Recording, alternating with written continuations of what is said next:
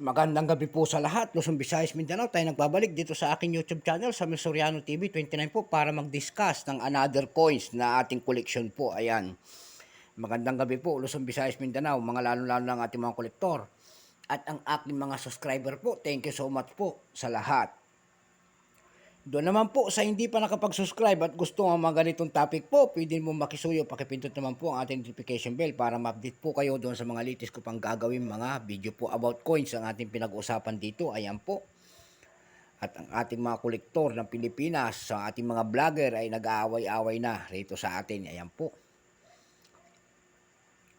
Ang pag-usapan po natin ngayon ay ang 1 centimo po. Ayan. Napakagandang barya. 1 centimo po ni Lapu-Lapu. Ayan po.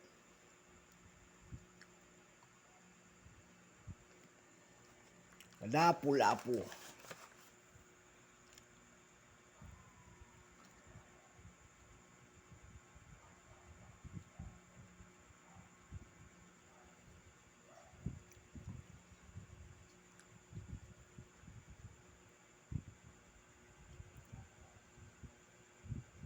Hindi pala Lapu-Lapu ito.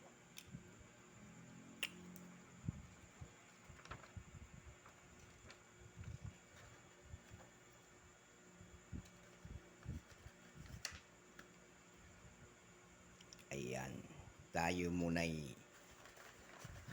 Lapu-Lapu po ang ating pag-uusapan na ating mga ano rito. At magulo ang aking lamesa. Ayan po. Magandang gabi po sa lahat. Ayan po. Makikita nyo po ang imahe ng isang lalaki po. Ayan, katutubo po, nakaharap po sa kaliwang bahagi. Ayan po, siya po ay si Lapu-Lapu po.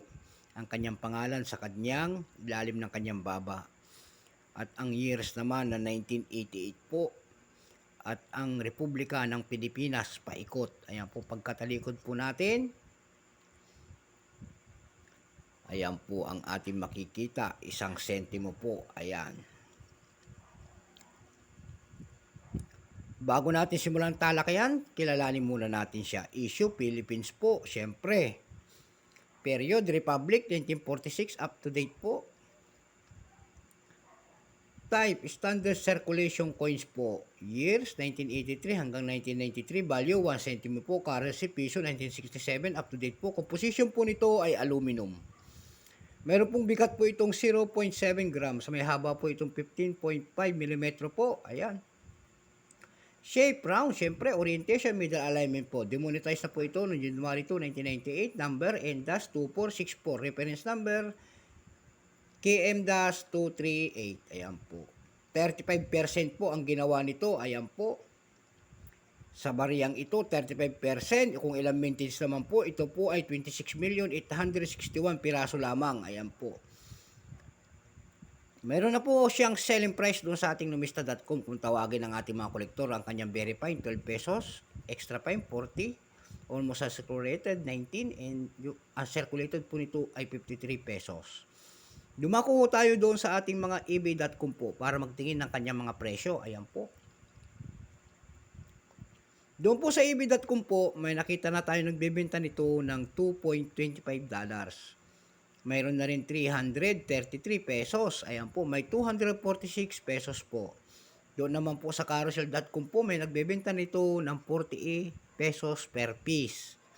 Meron din tayo nakita doon na nagbebenta nito ng 70 pesos only. Ayan, dapat naliwanagan ko kayo. Nakita yung uli nyo yung kanyang presyo po. Ayan, at ito ay ang akin ay almost uncirculated din. Napakagandang barya. Kahit maliit, maganda pa siya. Ayan, so hanggang dito na lang po ang aking vlog. Magandang gabi po sa lahat. Ayan, God bless.